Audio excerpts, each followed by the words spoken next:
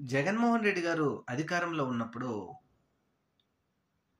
చిరంజీవి గారిని అవమానించారు. చిరంజీవి గారి చేతనే దండం పెట్టించుకుంటావా అని చెప్పేసి విస్తృతంగా పవన్ కళ్యాణ్ గారు ప్రచారం చేశారు. అయితే కొంతమంది ప్రజలు మాత్రం ఇది నిజమేనేమో అనుకున్నారు. ముఖ్యంగా టాలీవుడ్ ఇండస్ట్రీని జగన్మోహన్ రెడ్డి అవమానించాడంటూ విస్తృతంగా ప్రచారం చేశారు. ఈరోజు ఈ విషయం బయటపడింది. అది కూడా నిజం నిదానంగా తెలుస్తుందన్నట్టుగా అసెంబ్లీలో బాలకృష్ణ గారు చేసిన వ్యాఖ్యల మీద ఘాటుగా స్పందిస్తూ విదేశాల్లో ఉన్నటువంటి చిరంజీవి గారు లేఖను విడుదల చేశారు.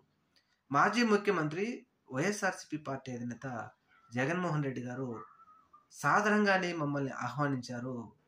మేము టాలీవుడ్ ఇండస్ట్రీ పెద్దల మెల్లి కలిశాం. ఆ తరువాత వీరసింహారెడ్డి నా సినిమా వాల్తేరు వీరయ్యకు కూడా టిక్కెట్లు పెంచుకోవడం కోసం ఆ ప్రభుత్వం సహకరించింది అంటూ అనేక విషయాలను ఆయన బయటపెట్టడంతో ఇప్పుడు జగన్మోహన్ రెడ్డి గారు చిరంజీవిని అవమానించలేదు అన్న విషయం మాత్రం అందరికీ తెలిసిపోయింది.